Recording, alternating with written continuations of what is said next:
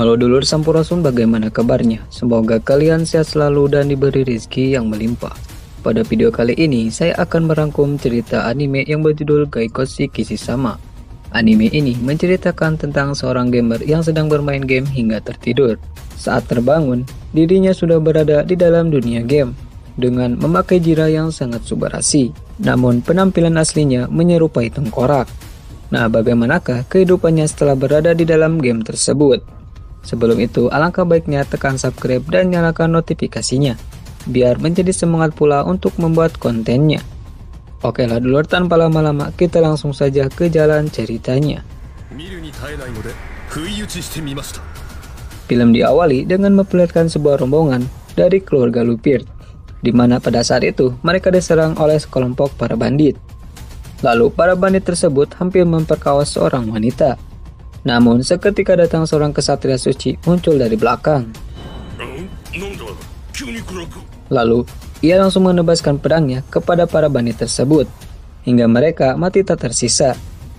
Kilas balik dari sang tokoh utama. Di suatu hari, seorang kesatria terbangun di bawah pohon dengan memakai jira yang sangat subarashi, di mana jira tersebut memiliki kekuatan yang begitu besar, mulai dari skill maupun sihir yang ada di dalamnya. Tentu membuat ia merasa begitu kagum, karena karakter yang ia mainkan saat ini begitu luar biasa. Ia namakan dirinya sebagai Kesatria Ak. Akan tetapi ia masih merasa heran, karena ia teringat saat itu dirinya sedang bermain game hingga tertidur. Untuk memastikan, ia pun mencoba mengeluarkan beberapa skill dan sihir.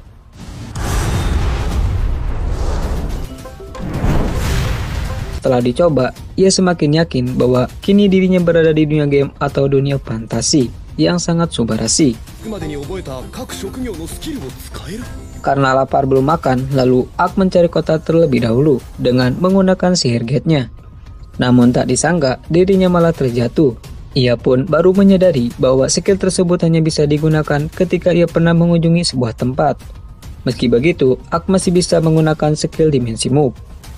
Ketika Ak melihat wahangan yang mengalir begitu jernih, lalu Ak segera melepas penutup wajahnya untuk meminum air tersebut. Namun saat ia melihat wajah aslinya, ia pun langsung terkejut karena wajah dan tubuhnya menyerupai tengkorak, dan ia khawatir jika sampai para penduduk mengetahui identitasnya, maka dirinya bisa jadi incaran dan dicap sebagai monster yang mengerikan. Oleh karena itu, Ak memutuskan untuk menyembunyikan penampilannya. Sesampainya di kota, Ak mencium aroma masakan yang begitu sedap, tapi bukan nasi padang ataupun nasi liwet. Namun, masalahnya Ak tidak memiliki uang sama sekali. Oleh karena itu, Ak memutuskan untuk mendapatkan uang terlebih dahulu. Saat Ak masuk ke gang sempit, tak sengaja Ak melihat dua orang yang sedang berselisih. Salah satunya adalah seorang elit yang berparas cantik. Saat Ak mengajar elit tersebut, rupanya ia sudah tidak ada di sana. Namun pas di depan mata, Ak menemukan tempat kuil. Lalu ia pun masuk untuk segera mendaftar.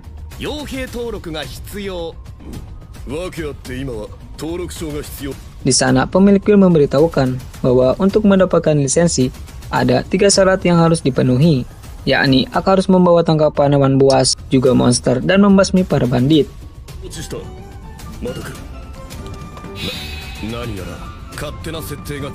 Setelah penjelasan darinya, Ak langsung bergegas pergi ke hutan. Tanpa lama-lama, Ak sudah mengumpulkan 2 hewan buas. Pucuk dicinta monster Ok pun tiba. Dengan cepat, Ak menebas Ok tersebut. Saat hendak kembali, Ak melihat satu kereta kuda yang sedang dirampok oleh para bandit. Ketika diamati, meski tak ingin berurusan, namun Ak tidak bisa berdiam begitu saja, karena salah satu gadis hendak diperkaos oleh para bandit. Dengan cepat, Ak menghampiri dari belakang, lalu menebas para bandit tersebut hingga mereka mati tak tersisa. Setelah itu, Ak membakar para bandit tersebut dan membawa barang rampasannya.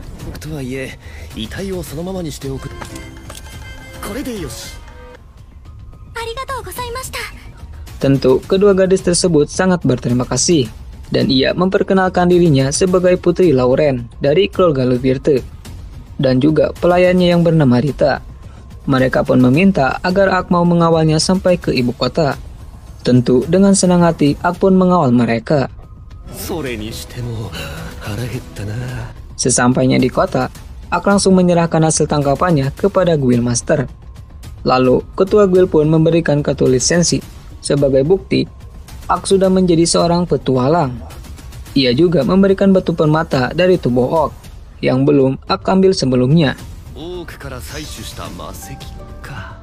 Setelah itu, Ak langsung bergegas memesan penginapan serta makanan.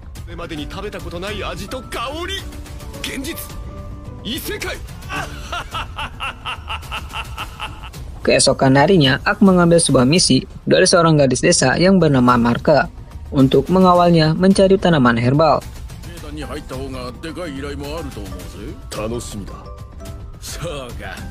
Sesampainya di desa, Ak menanyakan kepada penjaga mengenai rumah Seona yang merupakan ibunya Marka. Setelah Ak bertemu, lalu Marka meminta untuk segera bergegas pergi ke hutan. Hal itu membuat Ak bertanya mengapa harus terburu-buru. Lalu Marka menjawab, ia tidak ingin sampai ibunya tahu jika dirinya pergi ke hutan. Dan ia juga tidak ingin sampai ibunya menjadi khawatir. Karena semenjak ayahnya meninggal, ibunya yang merawat dan membesarkan Marka dan juga adiknya. Namun setidaknya Marka hanya ingin membuat ibunya bahagia dengan memberikan tanaman herbal yang ia kumpulkan. Mendengar ucapannya tentu membuat Ak sangat terkesan. Karena masih kecil, Marka sudah mau membantu ibunya. Lalu Marka mulai mengumpulkan tanaman herbal kokora yang sangat berguna bagi luka dan goresan pada kulit. Tiba-tiba, Ak merasakan ada gerakan dari balik semak-semak. Ketika dihampiri, rupanya seekor tupai terbang yang terluka. Di saat itu juga Ak menyembuhkannya dengan sihir pemulih. Dan kini tupai tersebut menjadi jinak. Bahkan ia ingin ikut berpetualang bersama Ak. Lalu Ak menamai tupai tersebut dengan nama tahu bulat yang digoreng dadakan. Namun karena tidak suka dengan nama tersebut, maka Ak memberi nama Ponta kepada tupai tersebut. Saat masuk ke area lebih dalam, mereka pun menemukan pohon kabomi. Namun saat mereka mendekati pohon tersebut, tiba-tiba seekor monster bunglon yang dinamai Bisilik muncul di belakang lalu menyerang Marka. Beruntungnya, Ak dengan cepat menolongnya. Lalu Ak mengamati terlebih dahulu.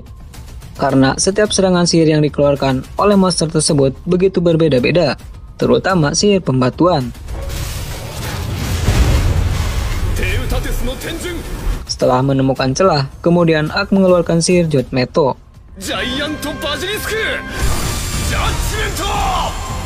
Seketika monster tersebut mati tak berdaya. Hal itu membuat Ak meminta agar Marka mau merahasiakannya. Setelah mengalahkannya, Ak pun melihat sebuah gelang yang ada di kakinya.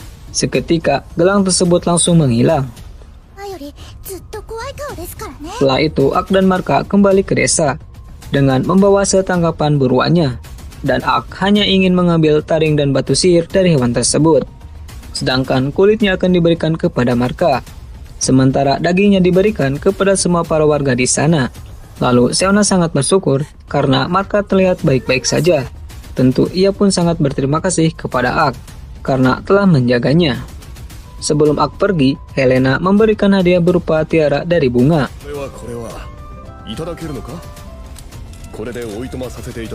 Di tempat lain, kita diperlihatkan para kesatria begitu kesulitan melawan satu monster Bisilik.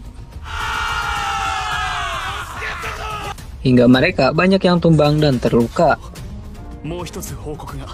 Namun saat mereka melihat satu monster yang sudah mati dengan satu kali serangan, mereka berpikir kemungkinan orang yang telah mengalahkannya adalah seorang dewa, ataupun menurutnya seorang iblis. Sementara itu, Ak yang sudah berada di penginapan, ia berkeinginan agar tidak menjadi pusat perhatian orang-orang.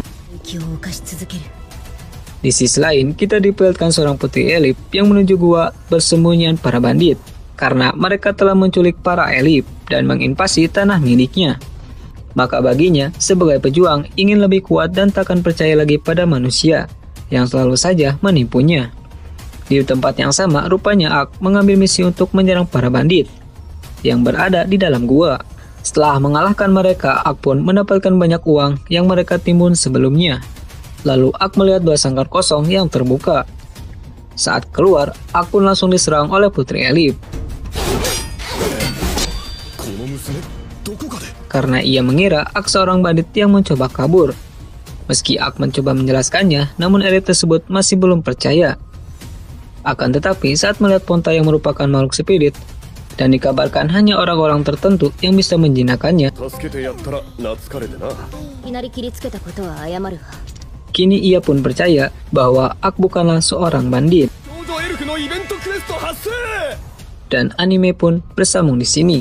Nah, bila ada yang kurang dimengerti dan dipahami, mohon maaf dan mohon dimaklumi. Semoga kedepannya channel ini lebih baik dan berkembang. Sekian dari saya, terima kasih, salam anime lover.